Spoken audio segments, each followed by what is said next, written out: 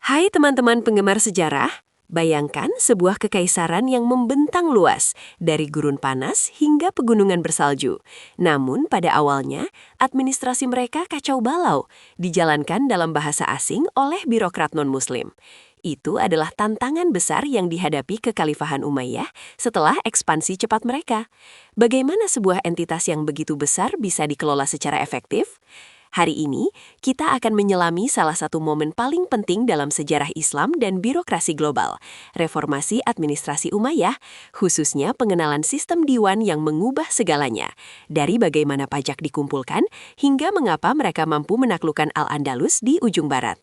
Ini adalah kisah tentang bagaimana kekhalifahan berubah dari sistem kesukuan menjadi negara kekaisaran yang terpusat dan modern. Jantung dari transformasi ini adalah sosok yang tangguh, Khalifah Abd al-Malik ibn Marwan. Ia memerintah pada masa-masa sulit setelah Perang Saudara Kedua, fitnah kedua, yang hampir meruntuhkan kekhalifahan.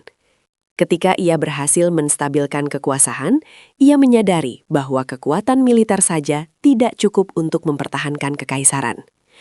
Mereka membutuhkan infrastruktur politik dan birokrasi yang kuat, yang penuhnya loyal dan dipahami oleh elit Arab. Visi Abd al-Malik adalah menciptakan identitas kekhalifahan yang benar-benar Islami dan Arab, sebuah proyek ambisius yang memerlukan pembenahan total terhadap cara kerja negara sehari-hari. Ia adalah arsitek sejati di balik layar kekaisaran, yang menyadari bahwa pena dan kertas sama kuatnya dengan pedang dalam membangun stabilitas jangka panjang. Sebelum reformasi, kantor-kantor pemerintahan, terutama di Syam, Suriah, dan Mesir, masih beroperasi dengan bahasa dan sistem warisan dari Kekaisaran Bizantium dan Sasania. Bayangkan, surat menyurat negara di Damaskus masih menggunakan bahasa Yunani atau Pahlavi, Persia Tengah. Ini tidak hanya menciptakan hambatan komunikasi, tetapi juga menempatkan kekuatan administrasi, terutama di bidang perpajakan dan akuntansi, di tangan birokrat lokal non-muslim yang memiliki keahlian berbahasa tersebut. Abdul Malik melihat ini sebagai risiko keamanan dan efisiensi yang besar, karena informasi penting dan rahasia negara dikelola oleh mereka yang mungkin tidak memiliki loyalitas penuh kepada kekhalifahan Arab. Langkah pertama untuk sentralisasi adalah merebut kembali kendali narasi dan data negara dari tangan pihak luar. Jadi, apa sebenarnya diwan itu? Kata ini, yang mungkin berasal dari bahasa Persia yang berarti catatan atau kantor, adalah istilah yang digunakan untuk merujuk pada departemen atau kementerian pemerintahan. Diwan pada dasarnya adalah sistem birokrasi yang mengelola segala sesuatu, mulai dari gaji tentara hingga pendapatan pajak dan urusan pos.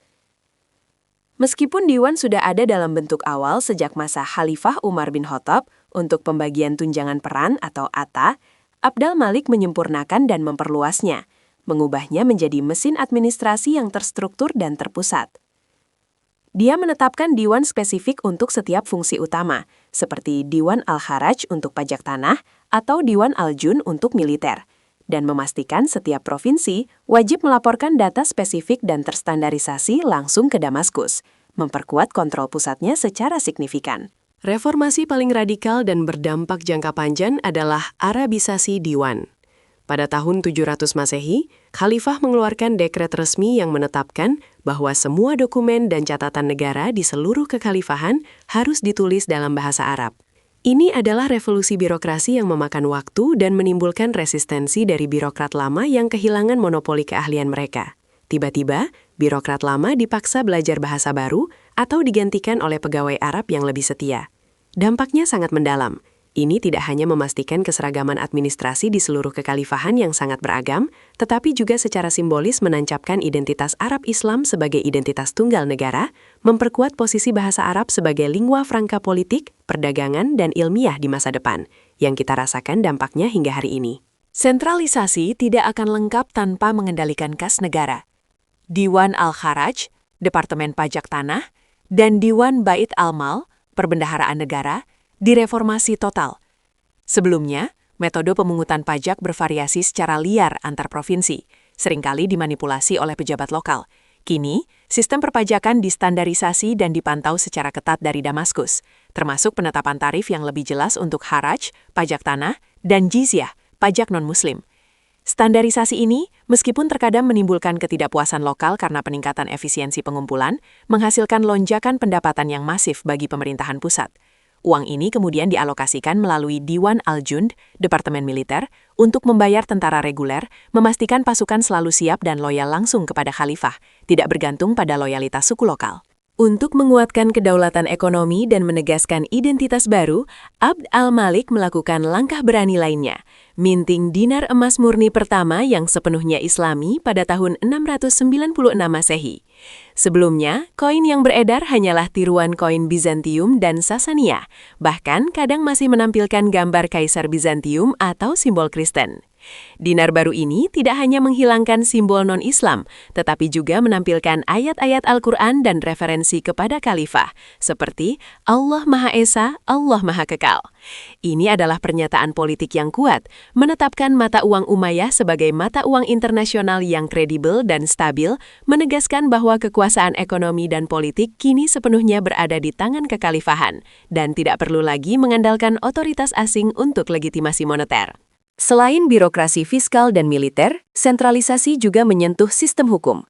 Untuk memastikan penerapan hukum yang seragam di wilayah yang luas, peran Qodi, hakim, menjadi semakin penting. Meskipun Qodi diangkat oleh khalifah dan tunduk pada otoritas pusat, reformasi ini memperjelas bahwa keputusan mereka harus didasarkan pada prinsip-prinsip hukum Islam, syariah, yang diakui secara terpusat, bukan hanya pada adat lokal atau interpretasi provinsi.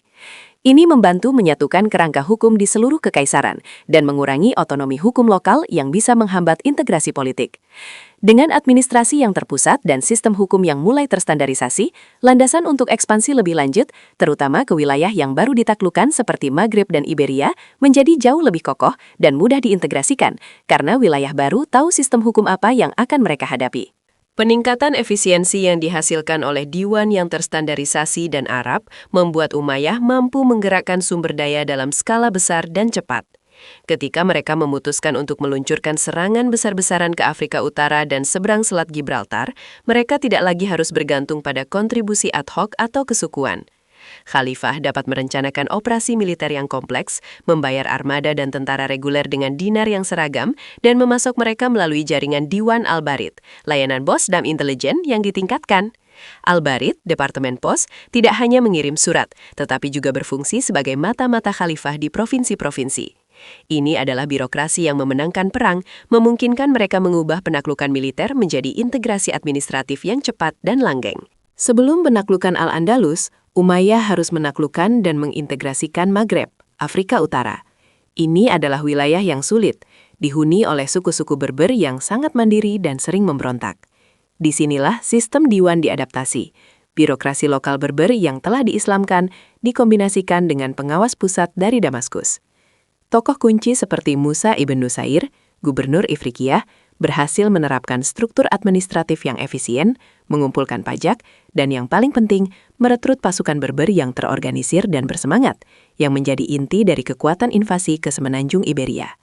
Pengalaman di Maghreb membuktikan bahwa model administrasi Umayyah dapat bekerja bahkan di wilayah yang paling jauh dan resisten, asalkan ada sentralisasi yang kuat didukung oleh birokrasi yang efisien. Ketika Tariq Ibnu Ziyad menyeberang ke Iberia pada tahun 711 Masehi, ia membawa serta bukan hanya pedang dan perbekalan militer, tetapi juga buku besar administrasi. Begitu wilayah ditaklukkan dari Visigoth, Diwan segera didirikan untuk mengelola wilayah baru yang disebut Al-Andalus. Kota-kota seperti Cordoba, Seville, dan Toledo tidak hanya menjadi pos militer, tetapi juga pusat administrasi dan perpajakan yang menggunakan bahasa Arab sebagai bahasa resmi.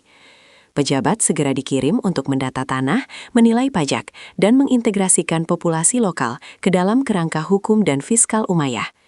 Kecepatan integrasi Al-Andalus ke dalam sistem fiskal dan politik Umayyah menunjukkan betapa efektifnya reformasi Abd al-Malik, memastikan bahwa Al-Andalus tidak hanya menjadi wilayah pendudukan, tetapi benar-benar terintegrasi sebagai provinsi yang menghasilkan pendapatan signifikan bagi kekhalifahan pusat. Reformasi Diwan di bawah Abd al-Malik adalah momen krusial yang meletakkan dasar bagi pemerintahan Islam selama berabad-abad. Dari sentralisasi pajak hingga arabisasi birokrasi dan penciptaan mata uang murni, Umayyah berhasil mengubah sistem tribal menjadi kekaisaran yang berfungsi penuh. Infrastruktur legal dan politik inilah yang memungkinkan kekhalifahan Umayyah mencapai puncak kejayaannya, mengendalikan rute perdagangan, dan membiayai ekspansi besar-besaran dari Samudra Atlantik hingga perbatasan India.